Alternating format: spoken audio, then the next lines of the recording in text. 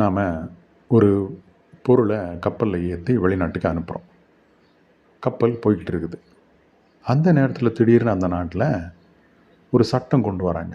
அந்த சட்டத்தின் மூலயமா என்ன ஆகும், நம்ம பொருளை அந்த நாட்டுக்குள்ளே அனுமதிக்க மறுக்கலாம். அதாவது இறக்குமதி பண்ணுறதுக்கு மறுக்கலாம். அப்படி ஒரு அவசர சட்டம் வந்துருச்சுன்னு வைங்க. அந்த சூழலில் நாம் என்ன பண்ணுறது? ஏன்னா நம்ம ஏற்றுமதி பண்ணுற வரைக்கும் நம்ம பொருள் அந்த நாட்டுக்குள்ளே கொண்டு போகிறதுக்கு எந்த தடையும் இல்லை. ஆனால் குட்ஸ் எல்லாம் மூமெண்ட்டில் இருக்கும்போது வந்துருச்சுன்னா என்ன பண்ணுறது அப்படின்றத பற்றி இந்த வீடியோவில் பார்க்கலாம். ஏன்னா இந்த மாதிரி சூழலில் பெரிய அளவில் ஏற்றுமதியாளர்கள் நிதி இழப்புக்கு ஆளாவாங்க. ஸோ இதை பாதுகாக்கிறதுக்கு ஒரு 3 ஸ்டேஜ் இருக்குது. அதாவது கப்பலில் ஏற்றுறதுக்கு முன்னாடி நாம் என்ன பண்ணணும், நடுக்கடலில் போயிட்டு இருக்கும்போது ஒரு ரிஸ்க் வந்துச்சுன்னா என்ன பண்ணுறது, திடீர்னு எதிர்பாராத நேரத்தில் ஒரு நெருக்கடி வந்துச்சுன்னா என்ன பண்ணுறது, அதெல்லாம் இதில் பார்ப்போம். First ECGC.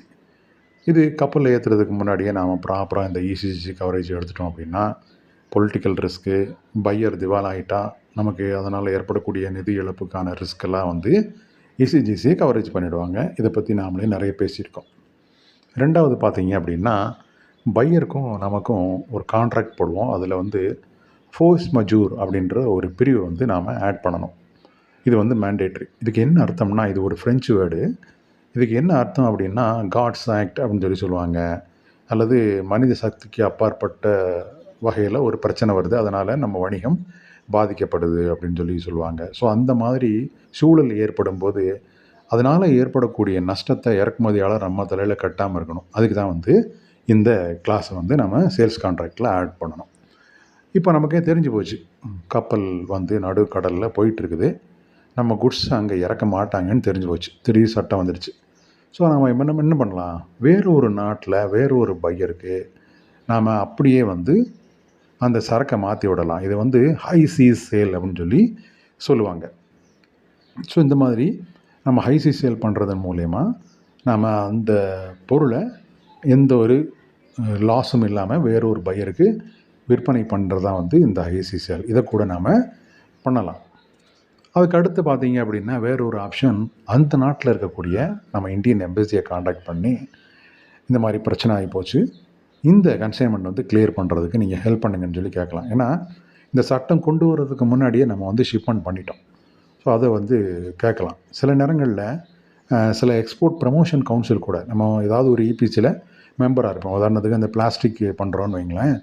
ஸோ அந்த மாதிரி இந்த பிளாக்ஸ் கவுன்சில் இந்த மாதிரி சூழலில் அந்த நாட்டோட பேசி இந்த பர்டிகுலர் கன்சைன்மெண்ட்டுக்கு மட்டும் ஒரு விலக்கு வாங்கி கொடுப்பாங்க. ஸோ அந்த மாதிரி வாய்ப்புகளை கூட நாம் பயன்படுத்த முயற்சி எடுக்கலாம். இது எல்லா நேரமும் கிடைக்கும்னு சொல்ல முடியாது. இதுக்கான இது ஒரு முயற்சி தான். ஸோ அதனால் தடை இருந்தாலும் நம்ம பையர் இந்த மாதிரி ஒரு விலக்கு வாங்குறதுனால, இந்த பர்டிகுலர் ஷிப்பிங் பில் நம்பருக்கு, இந்த பர்டிகுலர் இன்வாய்ஸ்க்கு கிளியரன்ஸ் வாங்குறதுனால நம்ம குட்ஸ் எந்த ஒரு பிரச்சனையும் இல்லாமல் பையர் எடுத்துக்க முடியும். ஸோ இது போக நம்ம தொடர்ந்து சர்வதேச செய்திகளை, குறிப்பாக நம்ம எந்த நாட்டுக்கு ஏற்றுமதி பண்ணுறோமோ அந்த நாட்டோட நியூஸ்லாம் என்ன ஏது அப்படின்றத அப்பப்போ பார்த்து வச்சுக்கணும். குறிப்பாக வேர்ல்ட் ட்ரேட் ஆர்கனைசேஷன் இந்த மாதிரி செய்திகள் அடிக்கடி அப்டேட் பண்ணிட்டே இருப்பாங்க. ஸோ அந்த நியூஸ் எல்லாம் நம்ம தெரிஞ்சு வச்சுக்கிட்டோம் அப்படின்னா ரொம்ப நல்லது. ஏன்னா இந்த மாதிரி சட்டம்லாம் நம்ம தான் சொல்கிறோம், நம்ம திடீர்னு ஒரு சட்டம் வந்துடுச்சு அப்படின்னு. ஆனால் உண்மையிலேயே திடீர்னு சட்டம் வராது. குறைஞ்சது ஒரு 10-15 நாளாவது அதை பற்றி விவாதிச்சுட்டே இருப்பாங்க. ஒரு மாதிரி ஒரு சூழல் தெரியும், இது சரியில்லை, இது எது வேணாலும் ஆகலாம் அப்படின்ற மாதிரி தெரியும். அப்படின்னாலே நாம் கொஞ்சம் அலர்ட் ஆகிக்கலாம். ஸோ அதுக்காக சொல்கிறேன், இந்த மாதிரி தெரிஞ்சுக்கிட்டோம் அப்படின்னா நமக்கு ரொம்ப நல்லது. இதே மாதிரி இசிஜிசி கவரேஜ் மூலிமா நம்ம ப்ரீஷிப்மெண்ட் ரிஸ்க் கவர் பண்ணலாம். ஃபோர்ஸ் மஜூர் மூலிமா நம்ம சரியான கான்ட்ராக்ட் போடுறது மூலிமா நமக்கு ஏற்படக்கூடிய நஷ்டங்களை தவிர்க்கலாம். ஹை சீஸ் சேல்ஸ் மூலிமா நடுக்கடலில் குட்ஸ் போயிட்டு இருக்கும்போதே குட்ஸை வேறு ஒரு பையருக்கு விற்கலாம். ஸோ எம்பசி மூலிமா, இபிசி மூலிமா நாம் ஏதாவது ஒரு எக்ஸம்ஷன் வாங்குறதுக்கு ட்ரை பண்ணலாம். வேர்ல்ட் ட்ரேட் ஆர்கனைசேஷன் சைட் மூலயமா தொடர்ந்து அந்த நாட்டில் நடக்கக்கூடிய செய்திகளை தெரிஞ்சுக்கிறது மூலயமா நம்மளால் முன்னெச்சரிக்கையாக செயல்பட முடியும். ஸோ இந்த மாதிரி கரெக்டாக பிளான் பண்ணி நாம் இந்த இன்டர்நேஷ்னல் ட்ரேடை பண்ணும்போது இந்த மாதிரி சவால்களை ரொம்ப ஈஸியாக ஓவர் கம் பண்ணலாம்.